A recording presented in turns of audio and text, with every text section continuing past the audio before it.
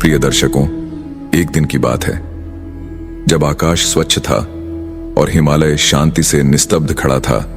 तब कैलाश पर्वत पर दिव्य वातावरण में भगवान शिव ध्यान में लीन थे। ठीक उसी समय देवी पार्वती उनके पास आती हैं। उनके मुख पर गंभीर जिज्ञासा है।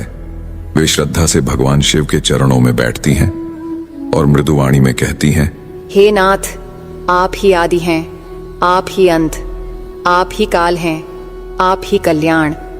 मेरे मन में एक शंका है जिसे मैं आपके चरणों में रख रही हूँ। कृपा कर उसका समाधान करें। भगवान शिव ने अपनी नेत्रें खोली और स्नेहपूर्वक पार्वती की ओर देखा। तब माता पार्वती बोली, नाथ, मैं आज शिवलिंग पर जल चढ़ाने के नियमों को जानने आई हूँ। क्या हर स्त्री शिवलिंग पर जल चढ़ा सकती है? क्या किसी स्त्री को यह वर्जित है? मेरे मन में भ्रम है। कृपा कर इसे दूर कीजिए तथा शिवलिंग पर जल चढ़ाने के क्या नियम है? क्या कुंवारी कन्याएं शिवलिंग पर जल चढ़ा सकती है और कौन सी स्त्री को शिवलिंग पर जल चढ़ाना वर्जित माना गया है? भगवान शिव मंद मुस्काए और बोले, हे देवी, तुमने बहुत ही गंभीर और कल्याणकारी प्रश्न किया है। शिवलिंग को जल चढ़ाना मात्र कर्म नहीं, भाव है। किंतु इस विषय में कुछ शास्त्रीय मर्यादाएं और आत्मिक कारण भी हैं जिन्हें मैं तुम्हें विस्तार से बताता हूं। हे पार्वती, शिवलिंग सृष्टि का बीज है। वह पुरुष तत्व का प्रतीक है, जबकि तुम प्रकृति हो। जब शिवलिंग पर जल अर्पित किया जाता है तो वह आत्मा का शुद्धिकरण करता है। यह कार्य श्रद्धा, संयम और मर्यादा से होना चाहिए। मित्रों, तब मुस्कुराते हुए भगवान शिव कहते हैं, हे देवी पार्वती, आज आपने उत्तम प्रश्न किया है। शिवलिंग को जल देने के महत्वपूर्ण कुछ नियम होते हैं। उन नियमों का पालन करते हुए ही शिवलिंग को जल देना चाहिए। यदि कोई व्यक्ति इन नियमों का पालन नहीं करता है तो उसे महापाप लगता है। हे देवी, मैं उस स्थान से रुष्ट होकर चला जाता हूं जहां इन नियमों का पालन न किया जाए। हे प्रिय, आज मैं उन 3 स्त्रियों के विषय में बताने वाला हूं जिन्हें शिवलिंग को भूल से भी जल नहीं चढ़ाना चाहिए। इन स्त्रियों को शिवलिंग को जल देने का कोई शुभ फल प्राप्त नहीं होता है। उल्टा इनके द्वारा शिवलिंग को जल चढ़ाने पर उन्हें महापाप ही लगता है। शिवलिंग ही मेरा धरती पर उपस्थित जीवंत अंग है। शिवलिंग ही मेरा साक्षात स्वरूप है, जिसकी नित्य पूजा करने वालों की मैं सदैव रक्षा करता हूं। आपने देखा कि किस प्रकार मात्र 12 वर्ष की आयु वाले मार्कंडेय को अमृतत्व का वरदान प्राप्त हुआ था। हे पार्वती, शिवलिंग को जल चढ़ाने के नियम बताने से पूर्व मैं आपको मेरे परम भक्त सुनंदा की एक प्राचीन कथा सुनाता हूं, जिसे आप ध्यान से सुनिए।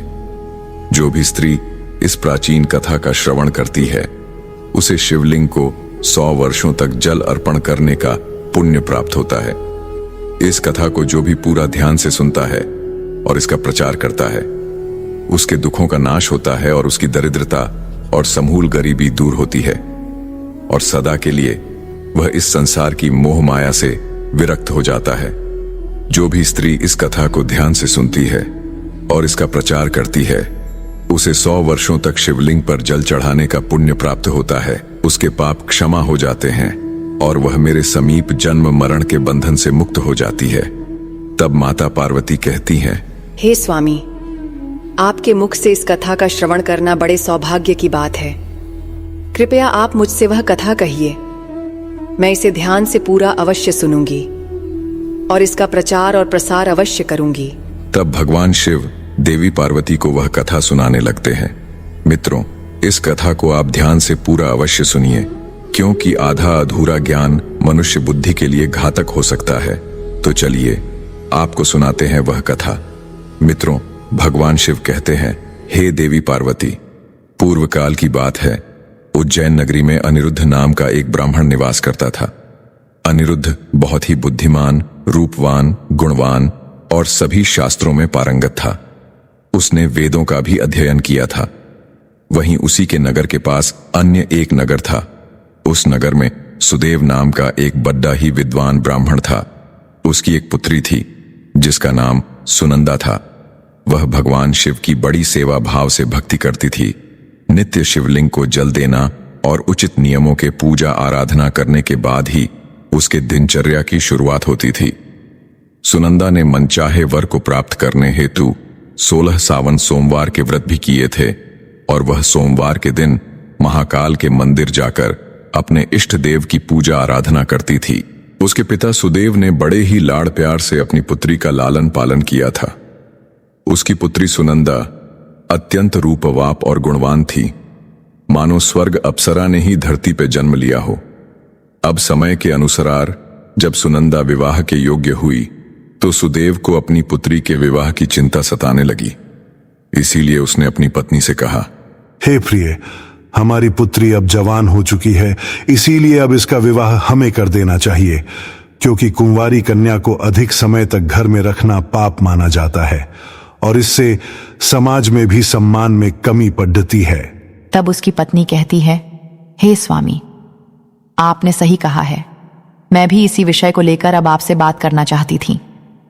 स्वामी, मेरी दृष्टि में एक विद्वान ब्राह्मण है जो मेरे भाई के नगरी अक्षयपुरी में रहते हैं, जिनका नाम अनिरुद्ध है।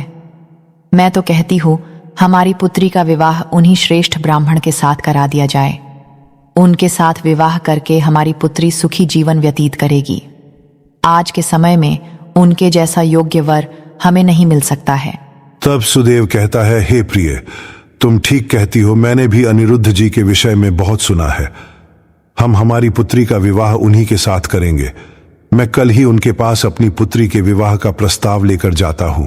फिर सुदेव अपनी पुत्री के विवाह का प्रस्ताव लेकर अनिरुद्ध के घर पर जाता है। तभी अनिरुद्ध घर में अपने माता पिता की सेवा कर रहा होता है।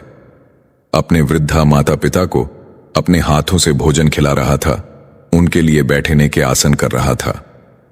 वहीं घर के बाहर से जब सुदेव ने अनिरुद्ध को अपने माता पिता की सेवा करते देखता है तो उसे बड़ा ही आनंद होता है और प्रसन्नतापूर्वक उसे निहारते हुए सोचता है, अरे वाह, यह ब्राह्मण पुत्र तो कितना महान है। ये तो बड़ी प्रसन्नता से अपने माता पिता की सेवा कर रहा है। कितने ही ये माता पिता खुद किस्मत वाले हैं जिन्हें ऐसा योग्य पुत्र प्राप्त हुआ है। किसी ने ठीक ही कहा था कि पुत्र हो ऐसा जिसका नीहि लोकी हो झंडा।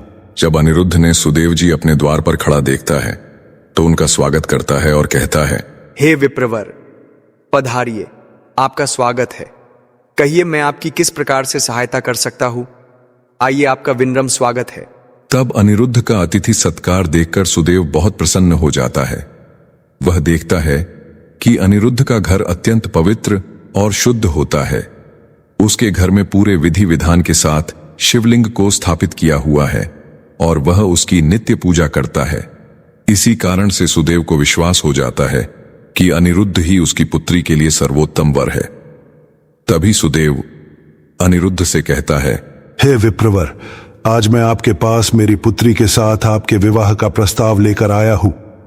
मेरी पुत्री के लिए आपके समान श्रेष्ठ वर कहीं और नहीं मिल सकता। वह गुणवान, रूपवान और विदुषी है। हमें लगता है कि आप दोनों की जोड़ी साक्षात लक्ष्मी नारायण की शोभा देगी।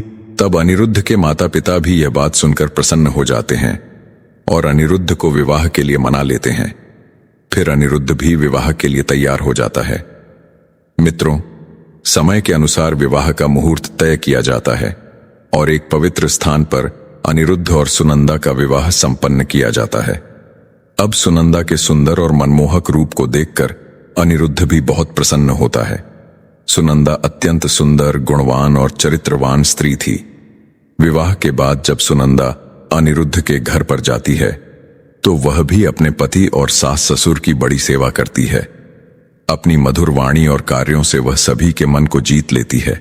सुनंदा के ससुराल वाले भी उसके कार्य से बहुत संतुष्ट और सदा ही प्रसन्न रहते हैं। सुनंदा नित्य अपने पति से पहले जागकर घर का आंगन साफ करती थी, फिर घर के अंदर साफ सफाई करके स्नान किया करती थी।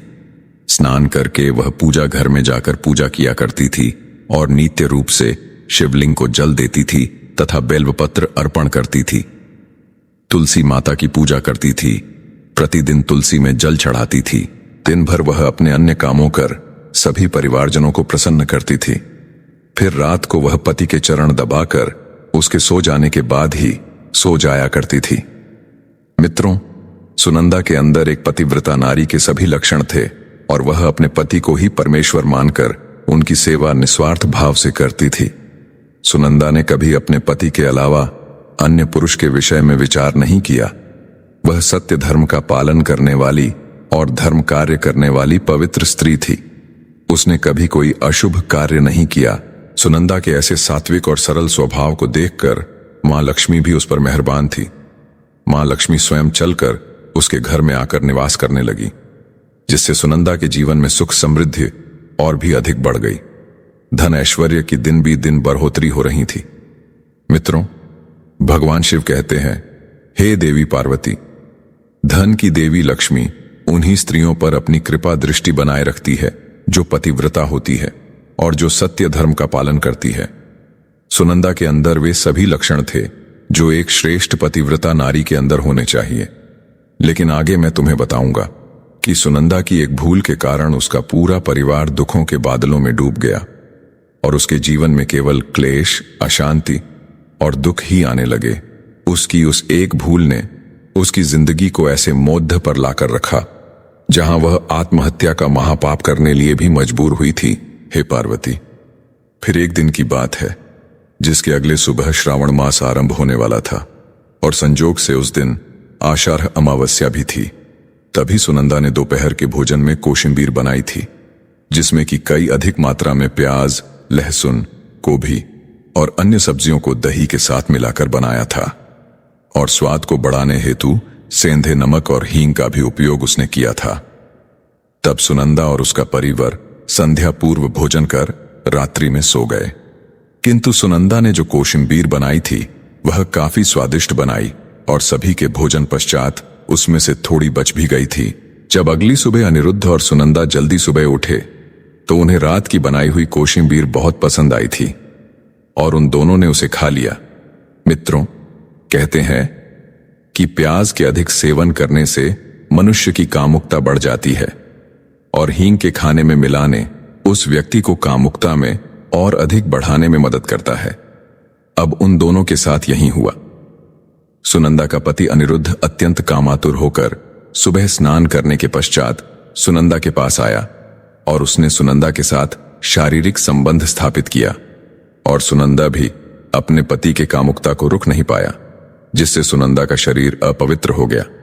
लेकिन सुनंदा का मन भी काम के प्रभाव में ही था, इसीलिए वह भी अपने नित्य नियम को भूल गई और उसने पति के साथ संबंध बनाने के बाद बिना स्नान किए ही शिवलिंग को स्पर्श किया। संजोगवश उसी दिन सावन का पहला सोमवार था और फिर सुनंदा उसी अपवित्रता के साथ भगवान शिव के शिवलिंग पर जल चढ़ा दिया, साथ ही बेलपत्र भी अर्पण किया, जिससे सुनंदा के शरीर में महामोह ने प्रवेश कर लिया, जिस कारण से सुनंदा के सारे इंद्रिय तिलमिला उठे। सुनंदा के शरीर में महामोह ने प्रवेश करते ही भगवान शिव क्रोधित होकर वहां से चले गए तथा इस अपवित्र अवस्था को देख शिवजी अपने ही भक्त से रुष्ट होकर वहां से चले जाते हैं। तब से सुनंदा के शरीर में निवास कर रहे उस महामोह ने उसे सभी धार्मिक कार्यों से वंचित कर दिया तथा उसने अब तक किए हुए अपने सभी श्रावण सोमवार व्रतों के पुण्य को नष्ट कर दिया। उन दोनों ने अनजाने में लहसुन, प्याज और हींग का सेवन किया तथा सोमवार के व्रत के दौरान सुनंदा ने सेंधे नमक का उपयोग अपने भोजन में किया, जिस कारण से उसका व्रत भी विफल हो गया। जिस व्रतों को करने से मनुष्य को महापुण्य की प्राप्ति होती है, वहीं सुनंदा अपने अनजान दुष्कर्मों से पाप की भागी बनती जा रही थी, जिस कारण से पाप लग गया। अब क्या था? महामोह के शरीर में वास होने के कारण सुनंदा की मति भ्रष्ट हो जाती है तथा इसका विपरीत प्रभाव सुनंदा के पति पर भी पड़ा और वह भी सदा कामातुर होकर सुनंदा के साथ भोग विलास करने लगा।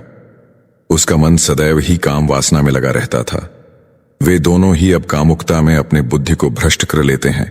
अब इसी तरह फिर एक दिन सुनंदा के पति अनिरुद्ध ने तो सभी सीमाओं का उल्लंघन किया और सुनंदा के मासिक धर्म के दौरान ही उसके साथ संबंध स्थापित किया, जिससे सुनंदा के शरीर में निवास कर रहा ब्रह्म हत्या का पाप उसके पति के शरीर में प्रवेश कर गया। मित्रों, भगवान शिव कहते हैं, हे देवी, जब स्त्री मासिक धर्म से होती है तो उसके शरीर में 3 दिनों तक ब्रह्म हत्या का पाप निवास करता है, क्योंकि ब्रह्मदेव ने इंद्र के शरीर से ब्रह्म हत्या का पाप निकालकर वृक्ष, जल अग्नि और अप्सराओं को ग्रहण करने के लिए कहा था। उसी समय से स्त्रियों के शरीर में मासिक धर्म के दौरान ब्रह्म हत्या का पाप निवास करता है, और जो भी पुरुष मासिक धर्म के दौरान स्त्री को स्पर्श करता है अथवा उसके साथ संबंध बनाता है तो यह पाप उसके शरीर में प्रवेश कर जाता है। वही ब्रह्म हत्या का पाप सुनंदा के पति के शरीर के अंदर प्रवेश कर गया और वह जमीन पर गिर पड़ा। उसे तुरंत ही कुष्ठ रोग हो गया। उसका अंग अंग जलने लगा, उसके शरीर पर छाले पड़ गए, उसके पूरे शरीर से रक्त और पू की बदबू आने लगी और वह दर्द से चीखने चिल्लाने लगा। हाय, यह मुझसे क्या अपराध हो गया? मेरे द्वारा यह कैसा भयंकर पाप हो गया है? मैं इतना नीच कैसे हो गया जो अपनी पत्नी के साथ हर समय संबद्ध बना रहा था? मैंने सब कुछ जानते हुए भी महापाप किया है। हे भोलेनाथ, अब मेरी रक्षा कौन करेगा? हे प्रभु, हो सके तो मुझे क्षमा कीजिए। अपने पुत्र को इस तरह से रोते देख तभी सुनंदा की सास तुरंत उस स्थान पर आ गई तो उसने देखा कि उसका पुत्र कुष्ठ रोग से ग्रसित होकर जमीन पर पड़ा है। वह क्रोध में आकर सुनंदा से कहने लगी, अरे कुलटा, अरे पापिनी, नीच, तूने ये क्या कर डाला? अपने ही पति का धर्म भ्रष्ट कर डाला। तूने उसके साथ मासिक पीड़ा में क्यों संबंध बनाया? अब तो अपने पति की ऐसी हालत देखकर सुनंदा बहुत घबरा गई और जोर जोर से रोने लगी और कहा, हे सासू माँ, मुझे क्षमा करो, मुझसे बहुत बड़ा अपराध हो गया है। काम के वशीभूत होकर मेरे द्वारा यह अपराध हो गया है। हम दोनों ने कब कामुकता के प्रभाव के चलते इन सारी हदों को पार किया, कुछ भी समझ नहीं आया। तब सुनंदा की सास ने कहा, हे पापिनी, अब तू इस घर से अभी चली जा। तुझ जैसी कुलटा स्त्री को इस घर में नहीं रहना चाहिए। तूने मेरे बेटे के जीवन को नरक बना दिया है और पता नहीं आगे और क्या क्या करेगी। अब इसे मार डालेगी।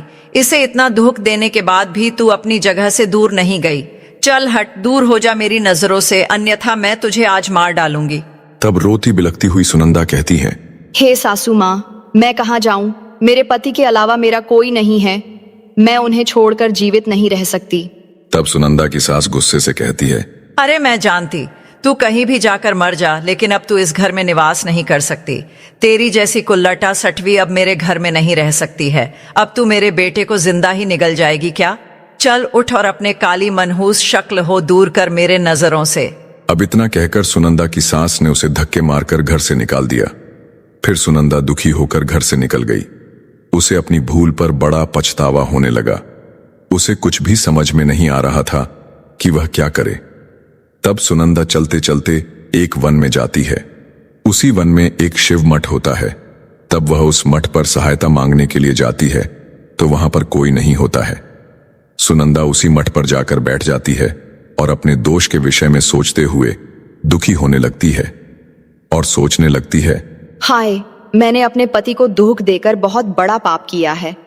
पता नहीं कब मुझे इस पाप से मुक्ति मिलेगी और मेरे पति रोग से ठीक होंगे। फिर कुछ समय के बाद एक साधु उस आश्रम पर आते हैं जो कि मठ के पुजारी होते हैं।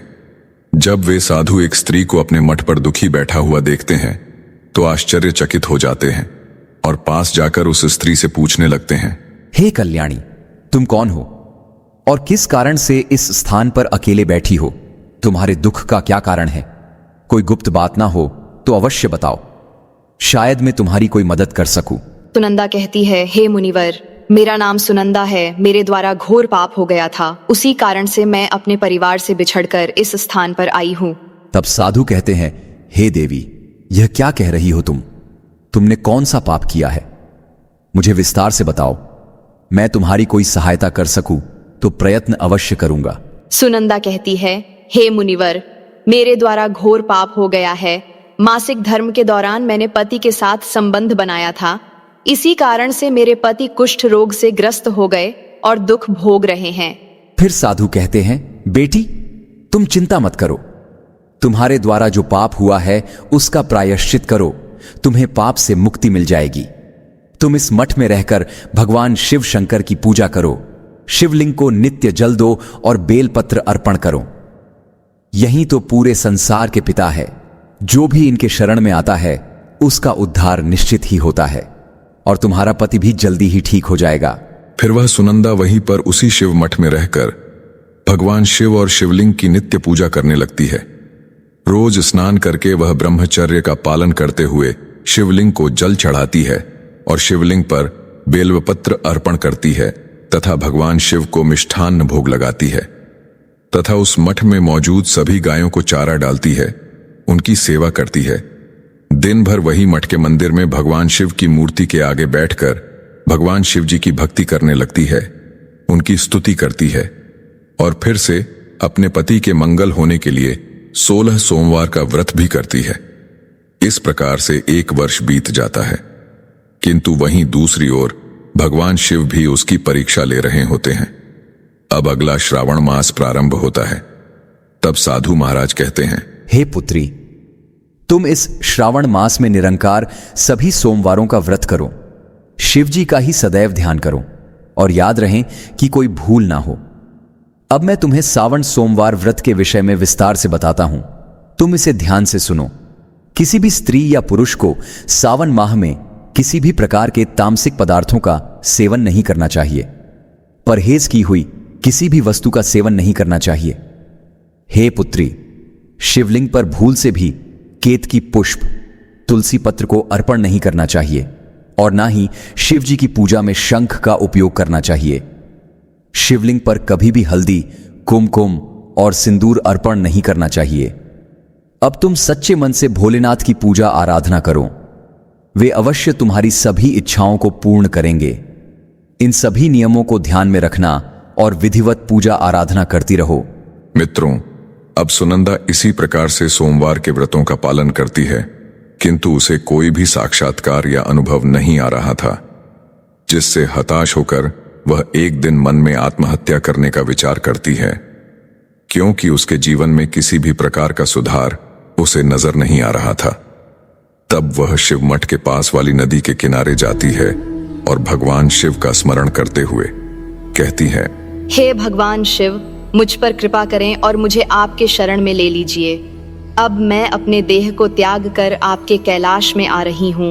इतना कहकर सुनंदा जल समाधि ले लेती है, किंतु उसी समय एक चमत्कार हो जाता है।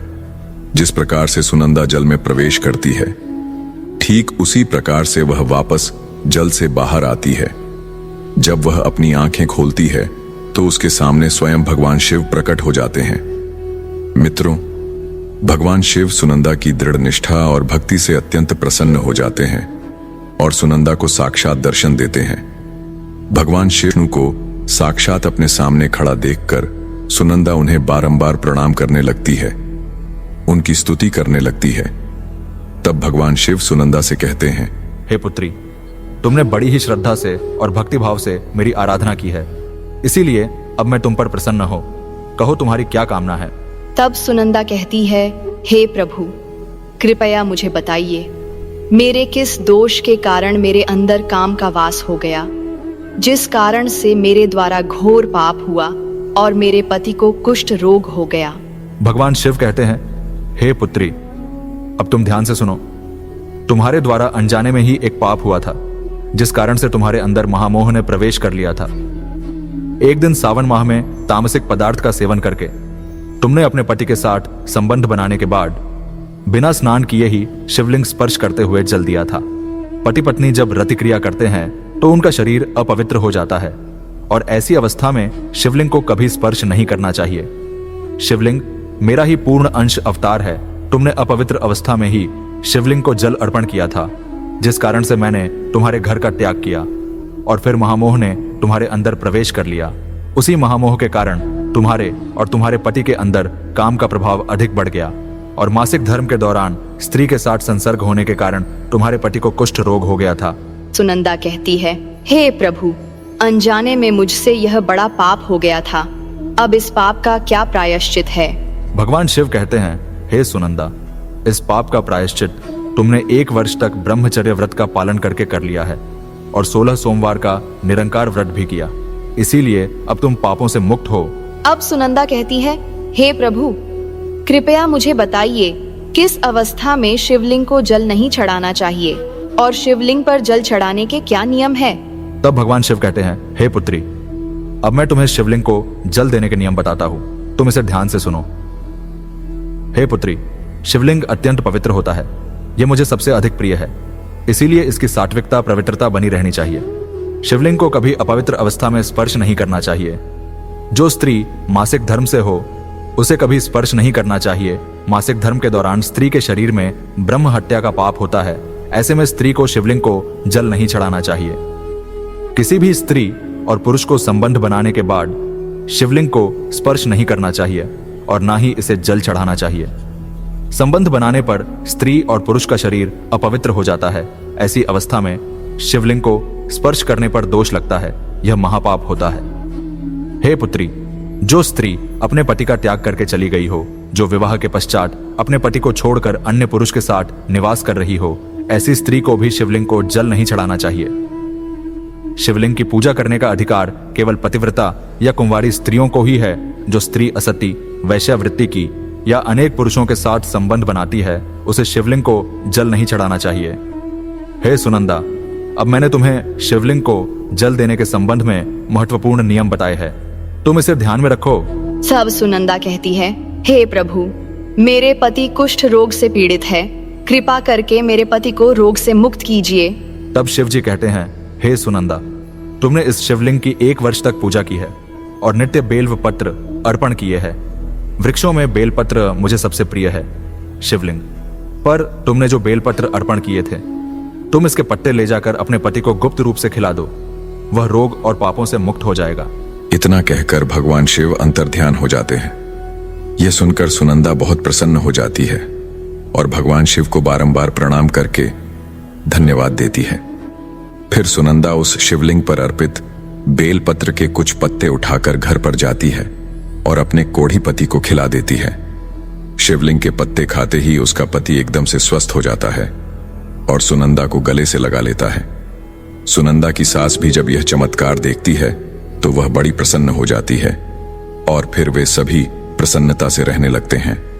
मित्रों, भगवान शिव कहते हैं, हे देवी पार्वती, इसीलिए इन अवस्थाओं में स्त्रियों को शिवलिंग को जल नहीं चढ़ाना चाहिए और ना ही शिवलिंग को स्पर्श करना चाहिए, अन्यथा इसके अशुभ परिणाम भोगने पड़ते हैं, जैसा सुनंदा के साथ हुआ था। प्रिय दर्शकों, अब हम जानते हैं शिवलिंग से जुड़े कुछ महत्वपूर्ण नियम। क्या आप जानते हैं, भगवान शिव जी की पूजा में यह 3 चीजें उपयोग करना वर्जित है। आपको पुण्य की जगह पाप मिलेगा। तो चलिए जान लेते हैं कौन सी है वह 3 चीजें। सबसे पहले है तुलसी के पत्ते। जी हां दोस्तों, तुलसी माता लक्ष्मी का रूप है और माता लक्ष्मी भगवान श्री हरि विष्णु जी की पत्नी, इसलिए तुलसी के पत्ते कभी भी शिवलिंग पर नहीं चढ़ाना चाहिए। दूसरा है शंख। शिव जी ने शंखचूड़ नाम के दैत्य का वध किया था और उसी के हड्डियों से शंख की निर्मित हुए है। तीसरा है केतकी का फूल। पुराणों के अनुसार भगवान विष्णु और ब्रह्मा जी के विवाद में केतकी के फूलों ने ब्रह्मा जी के झुट में साथ दिया था। भगवान शिव इस विवाद में निर्णायक की भूमिका में थे। शिव जी ने केतकी का झुट पकड़ लिया और उसे श्राप दिया कि उसका उपयोग उनकी पूजा में नहीं किया जाएगा। पुराणों में शिवलिंग को ही ब्रह्मांड का केंद्र माना गया है। इस केंद्र से समस्त ब्रह्मांड को ऊर्जा प्राप्त होती है। शिवलिंग से ही इस ब्रह्मांड की उत्पत्ति हुई है, इसीलिए शिवलिंग को ऊर्जा का केंद्र माना गया है। इसके पास कोई भी ऐसी वस्तु नहीं रखनी चाहिए जिससे शिवलिंग से निकलने वाली ऊर्जा नकारात्मकता में परिवर्तित न हो। वास्तुशास्त्र के अनुसार यदि ऐसी वस्तुएं शिवलिंग के पास रखी जाती है तो घर का वातावरण भी नकारात्मक हो जाता है, जैसे कि एक साथ 2 शिवलिंग, तुलसी का पौधा, कांसे के बर्तन। नंदी को भी पास नहीं रखना चाहिए, नंदी को थोड़ा दूर ही रखना चाहिए। पूजा स्थल पर या उसके आसपास अशुद्ध, अपवित्र और अशुभ समझी जाने वाली वस्तुएं भूलकर भी नहीं रखनी चाहिए, जैसे चमड़े की वस्तुएं, मृत व्यक्ति का अस्थि या कलश, हड्डियां, मांसाहार इत्यादि। मंदिर और उसके आसपास शुद्धता और सात्विकता रहनी चाहिए। जो मनुष्य शिव जी को जल देते समय 1,00,000 बार मृत्युंजय मंत्र का जाप करता है, उसके शरीर के सभी रोग नष्ट हो जाते हैं और उसका शरीर शुद्ध हो जाता है। जो 2,00,000 बार मृत्युंजय मंत्र का जाप करता है, उसे अपनी पूर्व जन्म की बातों का स्मरण होने लगता है। और जो मनुष्य 3,00,000 बार मृत्युंजय मंत्र का जाप करता है, उसे काम्य वस्तुओं की प्राप्ति होती है, अर्थात वह जिन वस्तुओं की कामना करता है वह उसे प्राप्त हो जाती है। आपको यह कथा कैसी लगी कमेंट करके अवश्य बताएं। जानकारी अच्छी लगी तो वीडियो को लाइक जरूर करें और कमेंट में हर हर महादेव अवश्य लिखें। साथ ही चैनल को सब्सक्राइब करें ताकि ऐसी ही आध्यात्मिक जानकारी आपको प्राप्त हो सके। आप सभी का धन्यवाद।